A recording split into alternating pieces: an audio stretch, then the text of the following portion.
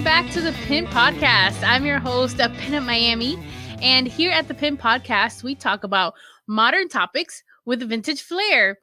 If it is your first time listening to us, I want to say thank you so much for tuning in. I hope you stick around.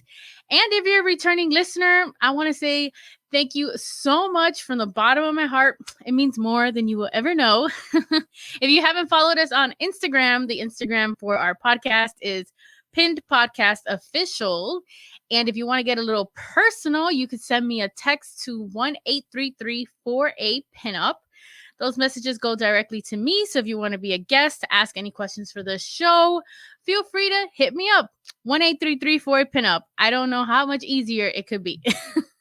Today, this whole year has been rough, and I feel like a lot of us had been through a lot of financial troubles that we could take as many tips as we can. So in today's episode, I have the pleasure to introduce Mimi Cirbusova. I'm so sorry. Close. Yeah, no, it's okay. Cirbusova. It's a tricky one. I went from a very easy last name to a very tricky last name, so I understand. Well, your account and your Instagram as well is Meadowsweet Money, that I could pronounce. Welcome. It's such a pleasure to have you on the show.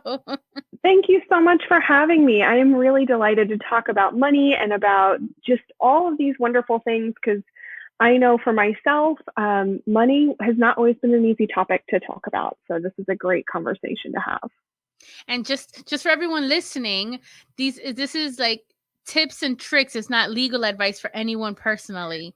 Correct. Yeah. I mean, the whole idea is that, there's lots of people out there who will call themselves advisors or, financial advisors. And really the best, if you really need some good advice, or if you really need somebody, go seek out a professional. But I'm happy to share all of the wonderful things that I have learned along on my own personal finance journey that has made my life a lot easier and made me actually like talking about money.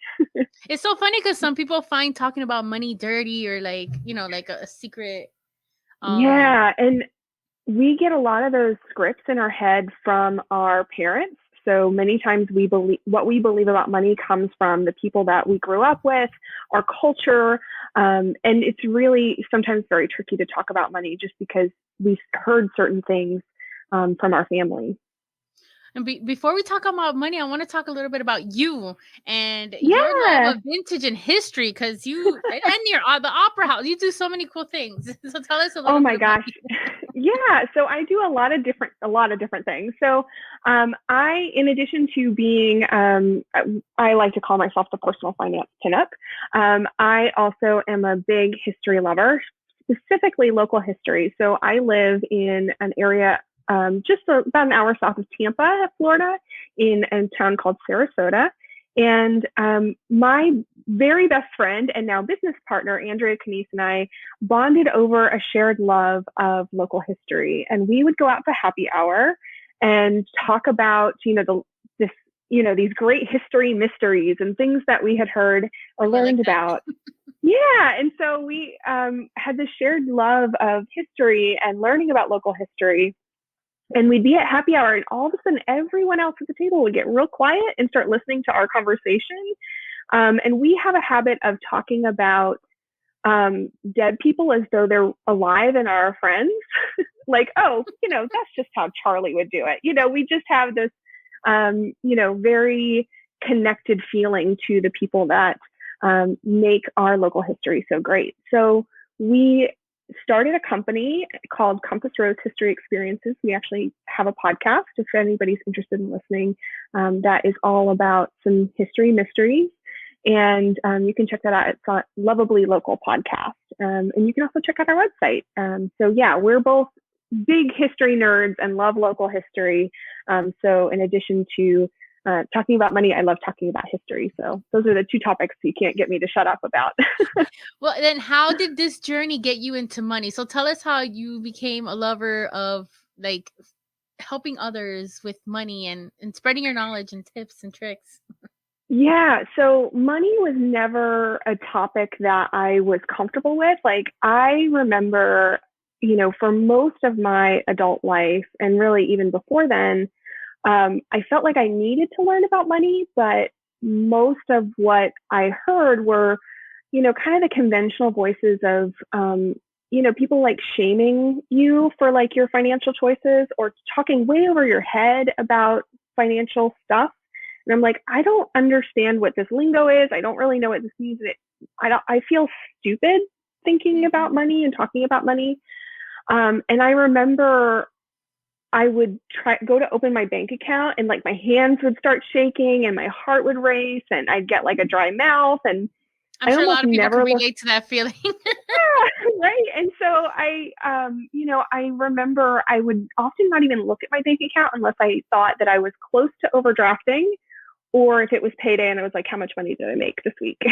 So those aren't really healthy things. And finally, one day I was sitting down and I was looking at my bank account, and I realized that my credit card was nearly maxed out, and that I had a brand new car loan. It was a new to me car. And I just went, oh my gosh, I am over $16,000 in debt, and I work for a nonprofit, and what have I done? So in that moment, I was like, I've got to figure this out. And thankfully, God, universe, whatever you want to call it, pointed me towards a specific book that's called Your Money or Your Life by Vicki Robin. And I always like tell people, I have copies that I've given out to people because I'm just such a fan of this particular book. And it was the first time I had ever heard somebody talk about money in a way that wasn't about shame or blame or guilt. And it was just like, hey, let's figure this out. And so I listened to her book every day on my way to work and on the way from work. And I was so inspired, and I just started diving into, there's some great communities on Instagram and Facebook, the debt-free community and the personal finance community. And I started teaching myself about money. And through that process, I went from being in a ton of debt to now I am completely debt-free. I love talking about money. And I am well on my way to being a millionaire by the time I retire. So, you can really change things. And I'm a big fan of the idea that knowledge eliminates fear. So I check my bank account all the time now. Oh, wow, man. I can't wait to hear some tips because I need to be a millionaire for my retirement. Compound interest, my friend. Compound interest. It's a good thing. So what is compound? See, I feel dumb asking these questions. No, what is compound interest? Yeah. So a lot of times we learn about compound interest in our math classes in like high school and middle school, and we don't really think about it. So basically the idea of compound interest is, think about interest with debt. So over time, the interest that you pay on debt just accrues. And so that's why your debt keeps getting higher and higher and higher, especially if you don't pay on it. And compound interest can also work in your favor rather than, as a punishment for not paying your bills. Compound interest can work in your favor to help you to make more money. So my money works for me by making more money, and I accrue interest in the stock market by buying. I personally am a fan of low cost index funds, which follows like an index. So great example is I buy the S&P 500. So a lot of times we hear of that. That's just a particular type of index, and that makes me money. So as time goes on, that money grows and grows and grows. And as I contribute to it, even though I'm only going to contribute a certain dollar amount, the value of that money is going to grow to a point where I will be a millionaire by the time I retire. So, actually, there's a question that I'm just going to ask now from one of the viewers. Yeah. And I put this in the questions because I find it interesting that they don't teach like the basics of financing in the future in schools. I feel like that's something that should be in schools, because right now, I'm not going to lie, I hope I'm not the only one that's listening to you that has no idea what a low index and all these. So the question is, how can you learn more about the stock market? Do you have any tips? Yeah, so I am personally a big fan of, there's a wonderful guy on Instagram that I personally follow. He breaks everything down into a really simple, just really simple graphics and explains things very, very clearly. And he goes by Personal Finance Club on Instagram. Mm-hmm. And what I love is that he really does break it down. And the whole idea is that you want to live below your means, which means that you don't spend as much or more than the amount of money that you're bringing in. So whatever you're making, you want to spend less than that. And the more that you can use that difference between the amount of money that you make and the amount of money that you spend, that money can go towards things like saving and investing. And the more that you save and invest, that time is going to work in your favor. So I think about it kind of like a crock pot, that the more that I just put into it and leave it alone, just let time do its thing, the better off I will be. So we think it's this big scary thing because people throw terminology at us, or we see these talking heads on TV that are like screaming at you. And it's actually not as complicated as it seems. So that's one account I would definitely recommend checking out, is the Personal Finance Club on Instagram. I believe he's also on Facebook, but I don't go on Facebook as often as I should. So I'm going to ask the questions from the viewers, and then we'll go into your tips into like budget saving. Sure. There's a lot that has to do with what you're talking about. So yeah. So one of the questions is, how can you save when you have no money? Oh, how can you save when you have no money? So I feel this because I paid off, by the time I was done paying off my debt, I was working at a nonprofit. I was making about $16 an hour. And I was working mostly part-time. So I know what it's like to just live on a very, very tight budget. And honestly, the many times when you don't have a lot of money to pay off debt or to save money, the first question I always ask is, do you know how much you're actually spending each month? So one of the things I certainly recommend is sitting down and tracking every penny that goes into and out of your life. That is the first thing that you want to do. So, and it doesn't have to be complicated. Just sit down, write down, hey, I went to Target, I bought this, this, and this. This is the dollar amount. And you just, for at least a month, write down all of your expenses. That's going to scare some people. And it is. But here's the thing. When I did that for the first time, I was like, whoa, I had no idea how much money. Like, I knew I was spending a lot of money eating out. I had no idea how much I was spending. And I was like, no wonder I can't save any money, because I'm spending all my money eating out. And that's not for everybody. I mean, we do have to recognize that there is a certain level of privilege when we're talking about money. And it can be a problem of either you have an income gap, so you need to make more income, or you have a spending problem and you need to reduce your spending. And if it's a spending problem, getting clear on what your spending triggers are is really, really important. So I know for me, I do not make good decisions when I'm hungry or tired. Don't make good financial decisions. Or at an antique mall. Yes, right? So, but if I decide to go to an antique mall, if I decide to go shopping, I always make sure to carry a bottle of water and a snack with me. Because again, I'll spend money like crazy if I have not eaten.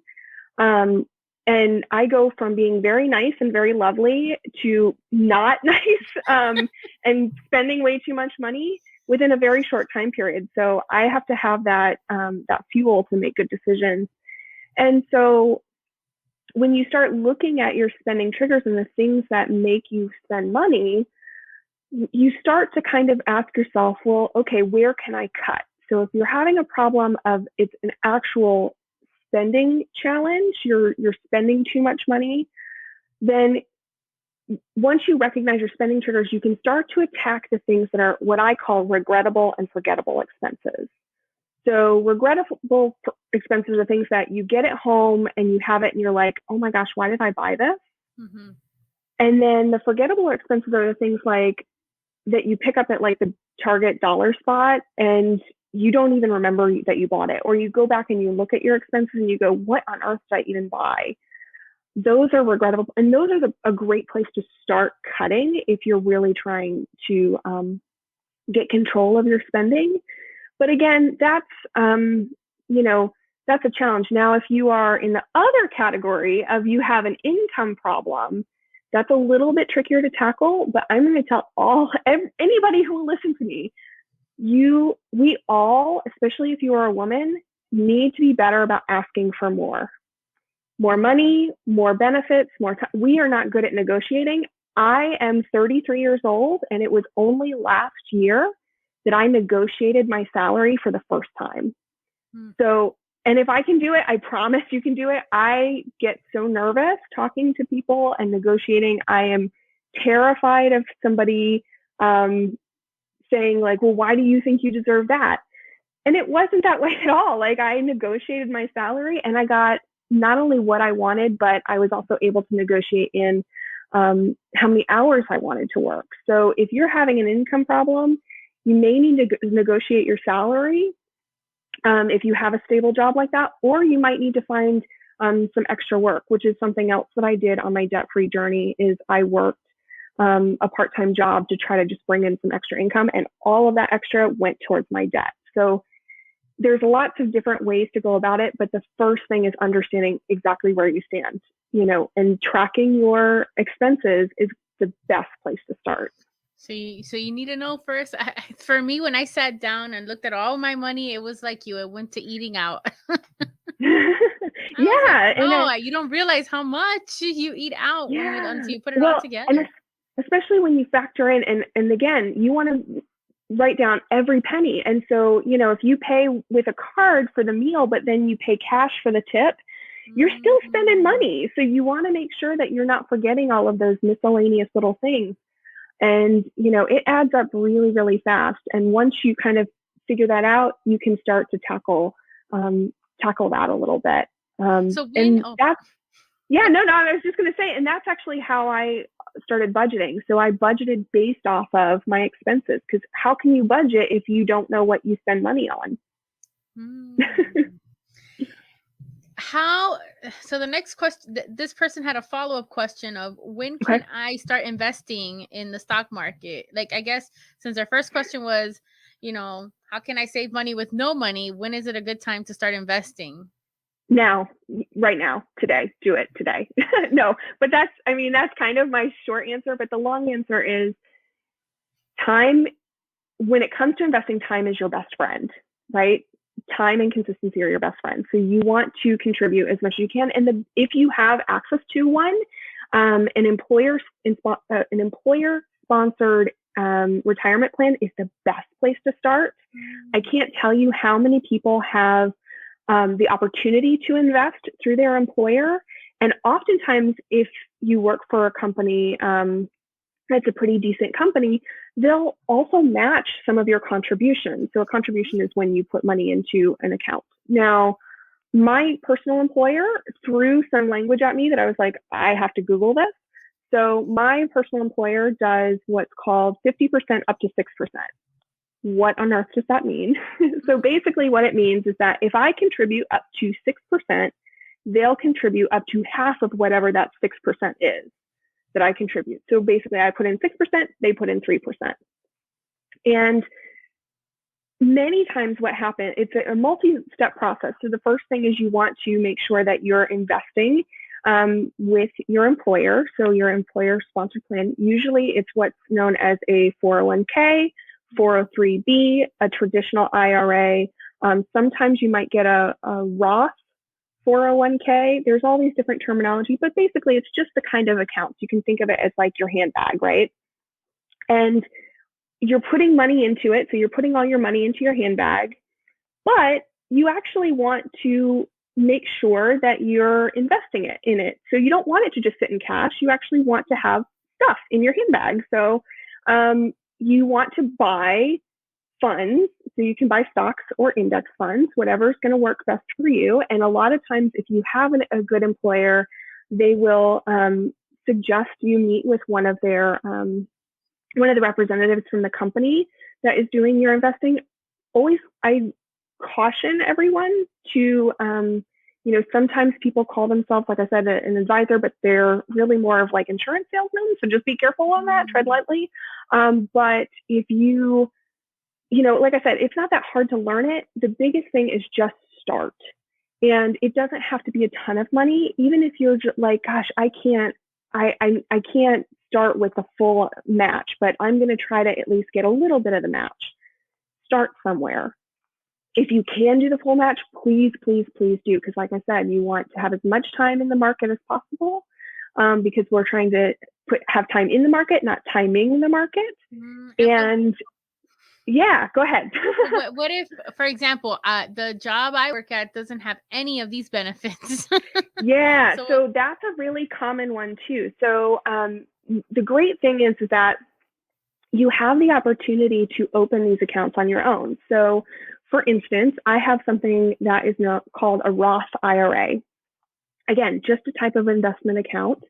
And the money goes in after taxes. So it goes in after I get my paycheck and all the taxes have already been paid out. And I put that money in. So I try to contribute personally as much as I can. And that's increased since I've negotiated my salary. But I put that money in and then I buy index funds or I buy stocks with that money.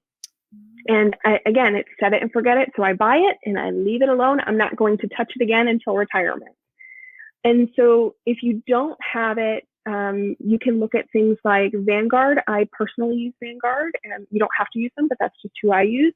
They're a brokerage firm. They have had amazing customer service. You can also use like something like Fidelity, Charles Schwab.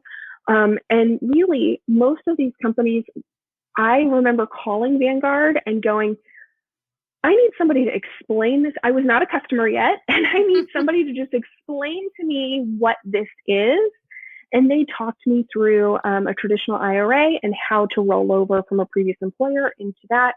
When I was going through with my opening my Roth IRA, I asked some questions about taxes and how it would affect me. And many times these companies are very, very much willing to talk to you, even if you're not a customer yet, just to give you the information. But the information is definitely out there. And like you said earlier, yeah, we weren't taught this stuff in school, but we have access to all of it at our fingertips. It's just knowing how to search for the right information. Wow. It's so interesting to know this, because I wouldn't have thought to call a company like Vanguard and ask them, because I'd be too scared they're trying to sell me something. But hearing it from you, yeah, to educate their consumers to know what they're getting. So that they makes are, sense. Yeah. And, not all of them are that way, but, the big players tend to be more educated. And you can find a lot of great information on their websites too. I mean, I've definitely gone on, these companies' websites just to ask questions and go, okay, what exactly does this mean? What does this term mean? Or how, I didn't know what an ETF was, which is an exchange traded fund. It's a fancy term for basically like, again, the basket of stocks and funds. So do you have any tips for first-time home buyers? Oh gosh, I have not had the experience of doing first-time home buying. I have a few friends who have done home buying recently, who have, so one of my girlfriends bought her first house and had it built. Another one of my girlfriends had just bought a house and then sold it to a different friend. So there's lots of, there's just lots of things going on. But I will say, based on some of the information that I've heard from other people, as well as research that I've done, first off, do not buy furniture for a house you do not own yet. And two, make sure that you are being very, very careful with your money. So a lot of times what happens is that people will go to apply for a mortgage, or they will go to get like the approval. And then the next thing you know, they're buying a car, or they're buying, a new sofa set or whatever, and it totally messes them up. So I would recommend, if you can, before you start even looking at houses, make sure that you talk to a realtor, a licensed realtor, and your licensed realtor is going to immediately say, hey, you need to go get pre-approved. And just because you get pre-approved for a certain dollar amount does not mean that you have to buy a house at that dollar amount. So if you get approved for a house that's $350,000, you don't have to buy a house that's $350,000. You could buy one that's $250,000, and maybe it's not the dream house, but you really want to make sure that you're not putting yourself in a strain, because like we've seen with this pandemic, I mean, this was totally unexpected. And which brings me to another point.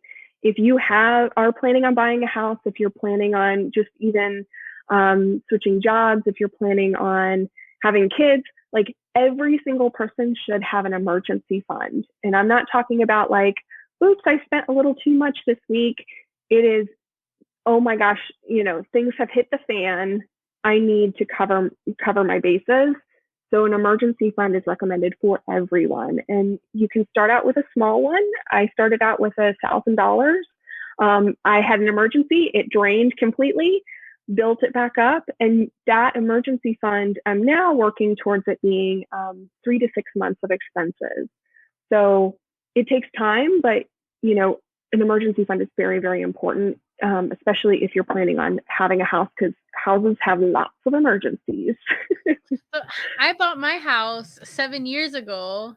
I used an FHA loan, and I did that. I went to a realtor, and I got pre-approved with a bank, and I went lower than the amount I was pre-approved for, because Smart. I thought of like, what if I lose my job, or what if I change jobs? Like, I won't be able to afford it.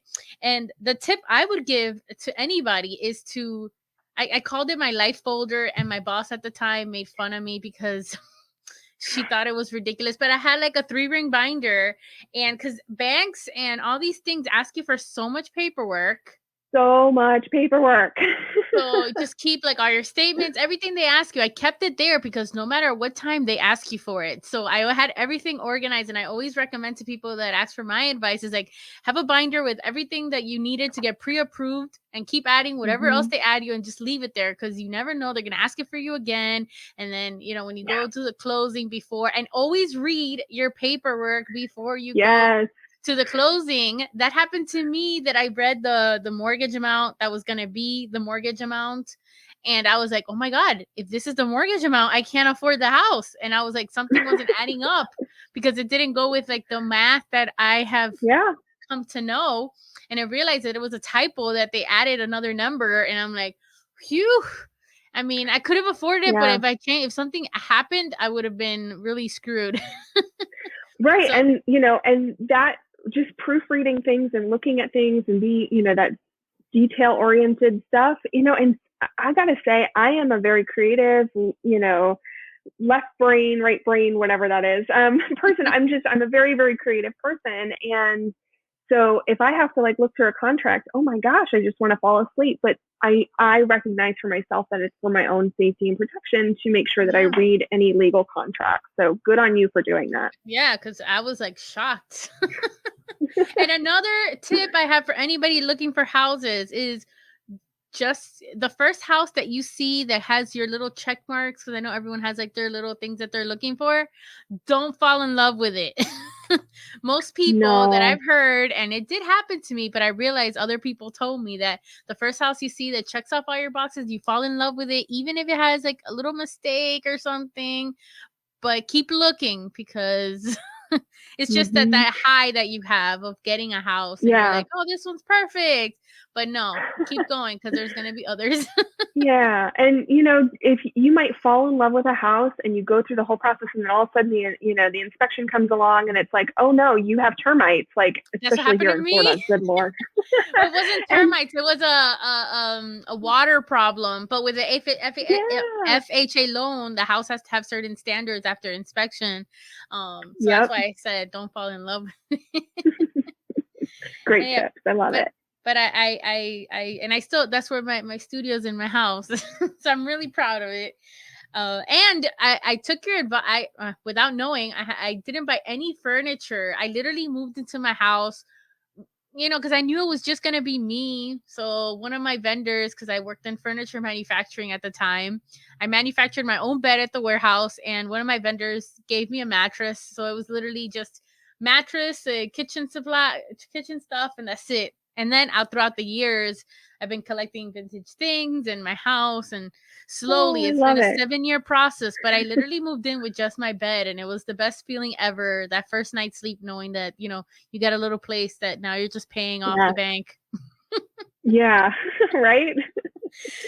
So the next question has to do with house buying, but I didn't understand this question. But how can you get 0% down on a house? Is that possible?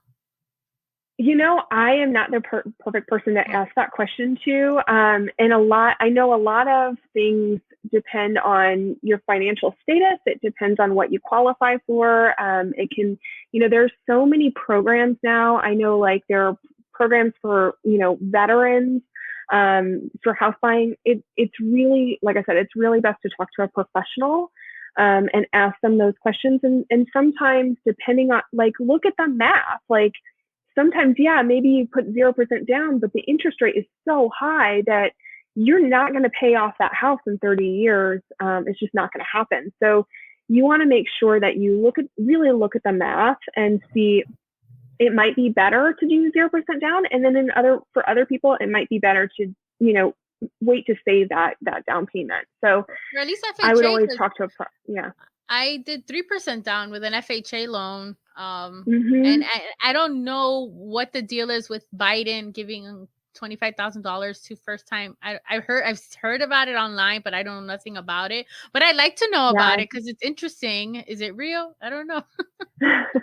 And again, so many of these programs have so many qualifications and things that you have to meet and thresholds. And there's certain things that, not strings attached, but almost that's like the only word that's coming with it. It's like there's certain things that you have to do to qualify. So just make sure you're like you did, read the fine print. And keep a book. how much of your paycheck should you put in your savings? How much of your paycheck should you put into savings? Okay, so a lot of this is going to depend on your income level. And, there's different rules for different people, and it depends a lot on your goals too. So there's a kind of an out there rule of thumb of like, you should put at least 10% away. There are many, many people who would argue that 10% is not enough. And then other people who say 10% is just fine or more than enough. It really depends on what your goals are and what you make. So if 10% is a lot of your income, you might be able to have more or less that you need to contribute. My savings amount actually fluctuates from month to month depending on a few different factors. So one is what my goals are. Currently, I am in the process of, I'm just finishing up saving for launching a business all about, obviously, money. And for me, I have been saving significantly more than I normally would because launching a business is expensive. So once that is finished, my savings rate will actually go down a little bit, because the things that I need to save for after that aren't as pressing, aren't as I would say right there in your face as, as launching this business is. So it's going to depend on a lot of factors, but if you're worried about how much you should save, my guess is you're probably not saving quite enough. That would be my guess. How much should you have in your savings? I think you mentioned that before.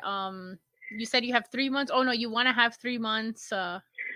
Sure. So so there's different kinds of savings that you can have. So I actually like to break it down into different types. So first, you want to have your emergency fund. That is most important. That's something that everybody should have because emergencies happen, and they always happen at the worst moments, and they always happen when you're stretched anyway. So having that extra money put away, and it's generally accepted that you should have at least $1,000 to start off with, especially if you're also trying to pay off debt. But if you can, build up to 3 to 6 months of expenses. Now, I'm going to make this very clear. 3 to 6 months of expenses means your absolute essential expenses.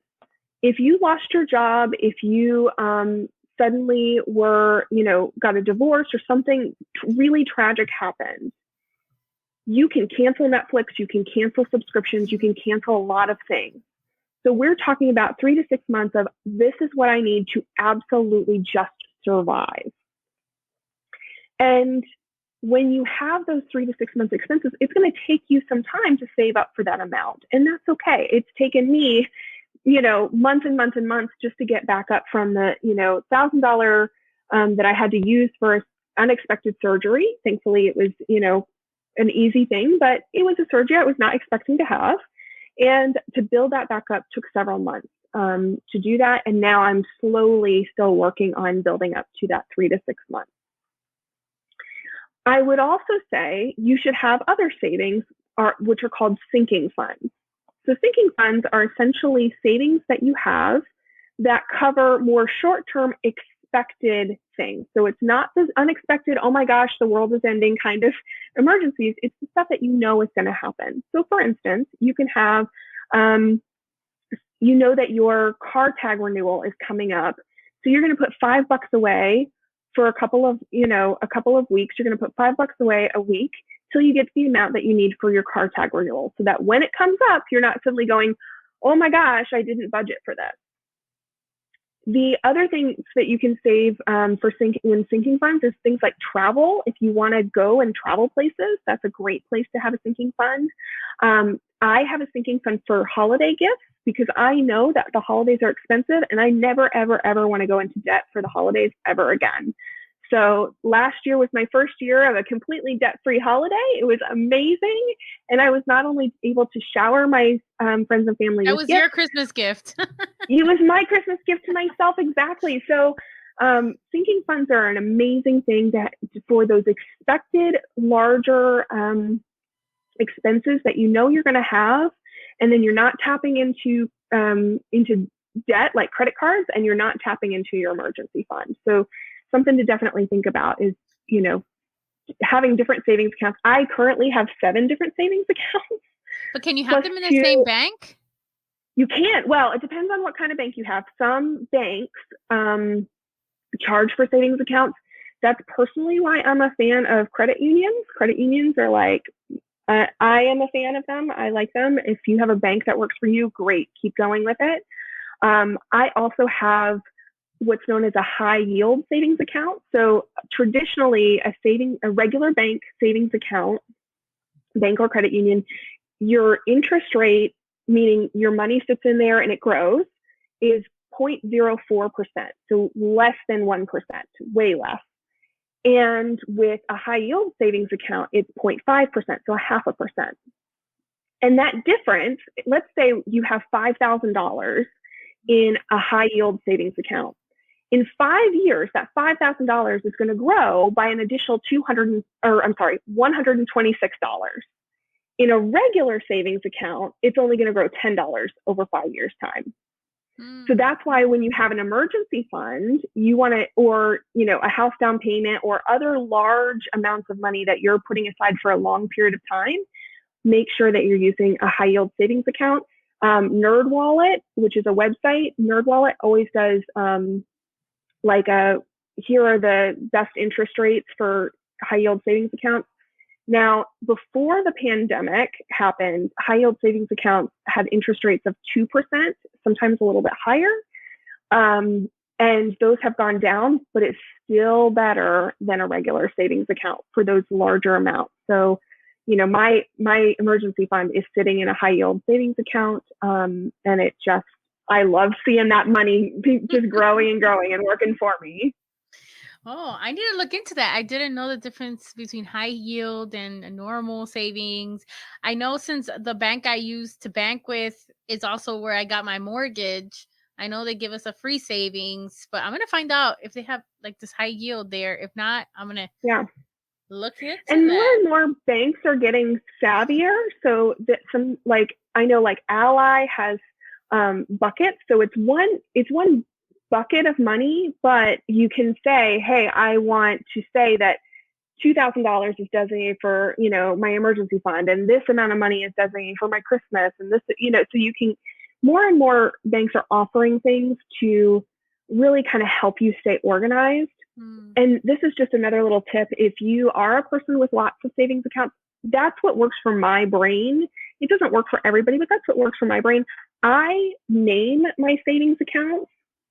So I have a fashionista fund, and that's a sinking fund. And my fashionista fund allows me, it's in my permission slip, that if I see something that I want, a dress, a new pair of shoes, new glasses, new whatever, that's in the category of fashion, if I see it and I just go, oh my gosh, I can't live without this, as long as I have the money in that account to cover it, I'm allowed to buy it.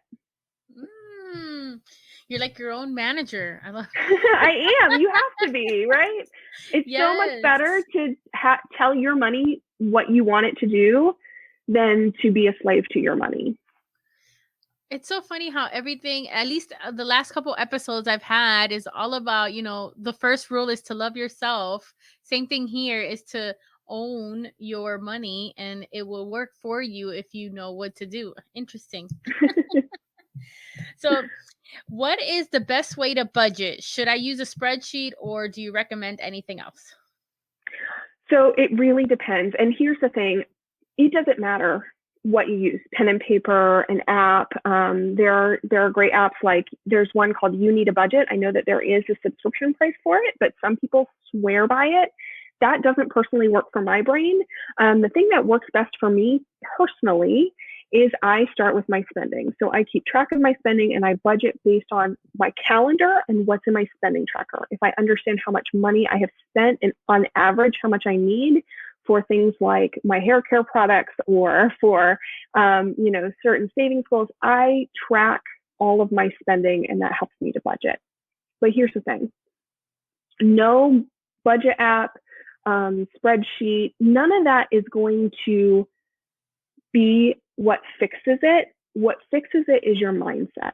So if you say to yourself, I am going to sit down, and this is personally what I do.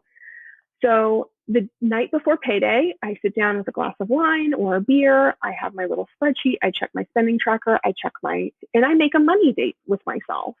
And I have committed to myself that I am going to have my money date and stick to that because I owe it to myself. And that's where I sit down and I tell my money where I want it to go. So you can have all the great apps. You can have all the spreadsheets that you want. They're not going to help you if you're not committed to actually using them. I feel I don't know about any of the listeners out there, but I feel so motivated to have a money date for myself. Yes, do it. And it doesn't take that long. I went from it took me, when I first started, it took me about 30 to 40 minutes because I really had to look at everything and understand. I've practiced and I've done it enough times, and I personally budget by paycheck. That just works for me. You can budget by month or by paycheck, whatever. But now it's a 15-minute process, and that's just sitting down and updating my spending tracker is the majority of that time, and going, oh yeah, I bought this and I bought that, and okay, and then it's over. So I don't even finish my beer or my wine by the time that I'm done budgeting. Yeah, you've gotten to know what you're doing, and you follow what you're managing yourself to do.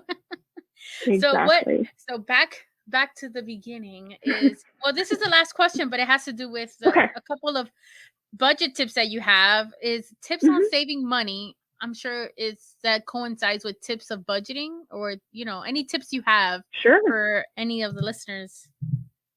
Yeah. So I mentioned earlier about those regrettable and forgettable expenses. And, those can be just sneaky little things that you think, oh my gosh, I keep a list. And this is something I learned from Sarah Von Bargen from Yes and Yes blog.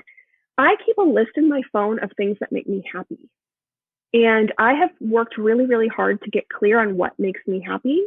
And because I know what makes me happy, I can do more of it. So because I know what makes me happy, I'm pretty clear on what really does not make me happy. I love going to happy hour with friends and talking and having great conversation.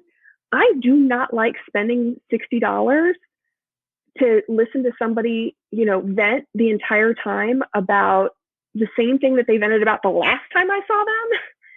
So I make a point to budget for the things that make me happy and ruthlessly cut everything else. Now, with that said, sometimes those sneaky little spending triggers will come up, and there's different things you can do to approach it. Again, the less you spend, the more money you have to save. So when you go to the store, if you see, like, I am just a sucker for those those nice smelling candles, especially the seasonal ones that have like cute things on them. So here's what I do. I will take the candle off the shelf, walk to another aisle, take the package off if I can, not like damaging it, but just like slip the package off and look at it by itself. Because we have to remember, we're working against people who have advanced degrees in marketing and like psychology, who can like package things and arrange things on the shelf to make you go, ooh, that's cute. So we really have to be thoughtful about, what those spending triggers are, and really just kind of be able to step away for a minute and say, do I really need this? Do I really want this? Am I buying it because the packaging is cute? So stopping and pausing and asking yourself those questions. The other thing I do when I go shopping is I take a picture of things, because that triggers my brain to go, oh yeah, I did it. I got it. And so I take a picture of things, and 9 times out of 10, a few weeks later, I look at a picture and go, what the heck is this? And I never go back and buy it. But that's what if I really like this, I'll buy it, but I've got my picture of it so I don't forget. Because sometimes we feel like on eBay. Yeah. When I see something, I'm like, I'm just gonna screenshot this. I'm gonna come back to it later. Yeah, bookmark it, right? And then you never do. But that's the challenge. The other thing I would recommend is, for the love of Pete, please delete your credit card information from websites and from your computer, from the autofill. Like, just delete it. If the thought of getting up from the couch and going over to your wallet to get your credit card and put the information is enough deterrent for you to not buy it, you probably don't need that thing, right? So a lot of times we see something, we're like, ooh, that's cute. And because it's already filled into our, in our phone and in our laptop, it's just like, buy now. So that's a really helpful thing too. And I also recommend, because sometimes when you're cutting, or especially if you're in the process of paying off significant amounts of debt, budget for fun and find ways to do things that you love that are cost effective. So because I know I love happy hour, I try to limit myself to the number of drinks that I have, because drinks are expensive. I also will always look at a menu before I go someplace and pick out what I want, so that I can total that up in my head and go, okay, this is how much I'm going to spend because I'm going to go to this specific place on this day. And that's really helped me too, where I'm like, I don't suddenly go, oh my gosh, the bill is, $80 and I still have a tip to leave. You know what I mean? Yeah. So what would you recommend for somebody that's in debt with credit card debt? Do you believe in consolidating debt or paying off the lowest interest one? It totally depends, but there are 2 common strategies that you can use if you're in debt. So the first strategy is called the snowball method. And the idea is you start with the smallest dollar value debt. This is great if you have multiple types of debt. So you pay the minimums on everything except the smallest one, and you throw extra at the smallest dollar amount first. Because psychologically, what that does for you is that it gets you quick wins. And a lot of times we psychologically need those quick wins to go, okay, I can do this. I'm doing the thing, especially if you have some really big debts. The other method is called the avalanche method. And the idea is that you are paying off the highest interest rate first. So you list all of your debts from the lowest or the highest interest rate to the lowest, and you pay off the highest interest rate debt first, because from a mathematical standpoint, you're going to end up spending less money because that interest rate is working against you when it comes to debt. So it really depends on which strategy is going to work best for you. But in my situation, my personal situation, I had 2 debts. both were of relatively similar dollar values, and they were very, very similar interest rates. So I just attacked them both simultaneously. Not what I would recommend to everyone, but like that's, what worked for me. Yeah, and then when you were done, you were able to have whatever money you were spending on like lowering your debt, you put it to your savings. Exactly. It was like getting a raise. As soon as I paid off my debt, it was suddenly like, oh my gosh, I have money now. Like I can spend money on things. And it was like giving myself a raise. It was amazing. So do you have a credit card now or no more credit cards? I do. No, I have a credit card. I still kept the credit card that I paid off because that was through my credit union. And I actually applied for a credit card for the points because I realized that I personally had worked through a lot of my debt issues, mentally, and was able to use a credit card responsibly. Not everybody feels that way. A lot of people, they go through their debt-free journey and they're like, I never, ever want to have a credit card ever again.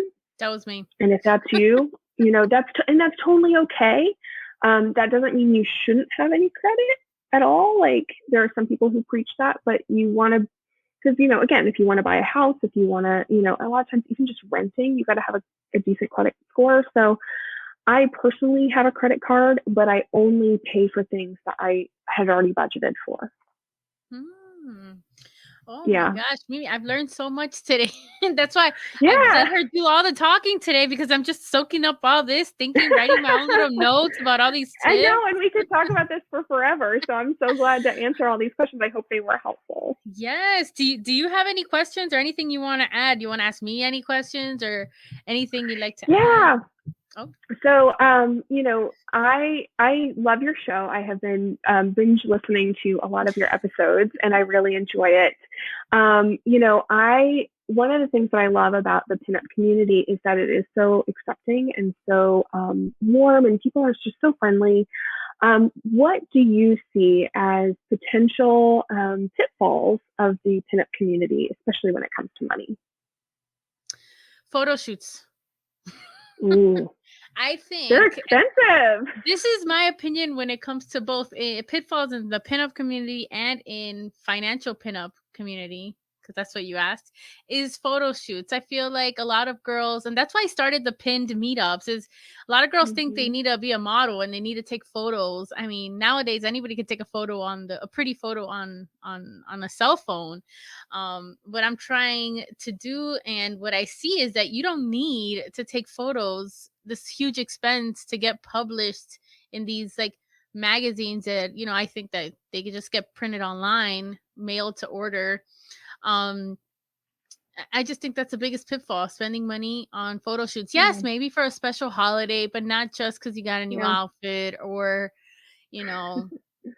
like a baby shower, or not baby shower, weddings, those type of things. I think, yes, because there are milestones in life, but just to do photo shoots, I feel like it's money that could go into your house, could go into payment, could go into your savings. So yeah, I mean, that's the first thing in my head that I could think of is that, because that's the number one thing I see a lot of women spend money on, because not only does that include the photo shoot, includes the clothes, because you want something nobody's seen, you want your hair done, if you don't do your own hair, makeup, lashes, the makeup, if you do it yourself. So there's actually a whole concept around that called the dittero effect, DIDEROT. So the dittero effect is named after this French philosopher guy, Denis Diderot. He was French, so I'm doing my best to pronounce that. But basically, he talked about how he was given this beautiful, he was a guy who lived basically in poverty and on purpose, like that was just, he's a philosopher, so whatever. So, but somebody gave him this beautiful scarlet red silk dressing robe, and he put it on, and then he said everything else looked so bad next to it. So this whole idea of the Diderot effect, like he bought his robe and he's like, oh, my chair that I sit in when I get ready in the morning, like it looks so terrible next to my beautiful robe. And then he got the new chair, and then he needed a new table, and it's just on and on and on. So I completely recognize that, where sometimes we get a new dress, or we get, a new hair flower or something, and we go, oh man, like I wish I had this other thing to, I need a purse that would really now. I need a purse now. I need yeah. So we end up spending more money than we planned. So yeah, the dittero effect, it'll get you. Dittero, yeah. See, I knew these concepts without knowing the name. Yeah. But that happens with me in sewing sometimes. Like sometimes I got into sewing because I want to create things in my head. And sometimes the dress, in the beginning, I thought the dress was going to be cheaper to make than to buy, but it ends up getting more expensive to make it than to buy it. So it's basically because you're making something custom. And if I lived in LA, because I love TikTok, because I see these designers and these seamstresses make stuff in the garment district for like $10, make a gown, when like $10 a yard is like the Joann's fabric or more. But then you buy the buttons and then the zipper and then you want it to all match and then it all adds up. And by the end of it, I'm like, I should have bought a dress. But then you're like, nah, it's awesome. It is. So, thank you. That was a good question. I answered that relatively quick. That's literally the first thing that came to my head. Well, Mimi, I want to say thank you so much for being on the podcast. It was an honor and very enlightening episode. Thank you. And make sure you guys give her a follow on Instagram at Meadowsweet Money. I'll make sure to put her other podcast on the link below and her Instagram so you could easily access it. Oh my gosh, I can't even talk. We've been talking for so long. It's just there. But next week, I'm going to have an actress. She's going to talk about her time as being an actress, being on set. She's also a pinup model. Her name is Luna X Mar. She's from New York. I should hit her up for like fabric in the New York district too. I hear it's cheap. But stay tuned for that. And I want to say thank you to all you listeners out there. Thank you so much for listening every week and coming back or listening for the first time. I greatly appreciate it. I hope you guys stay safe. Get vaccinated if you want. But please practice social distancing and have a wonderful day. Bye.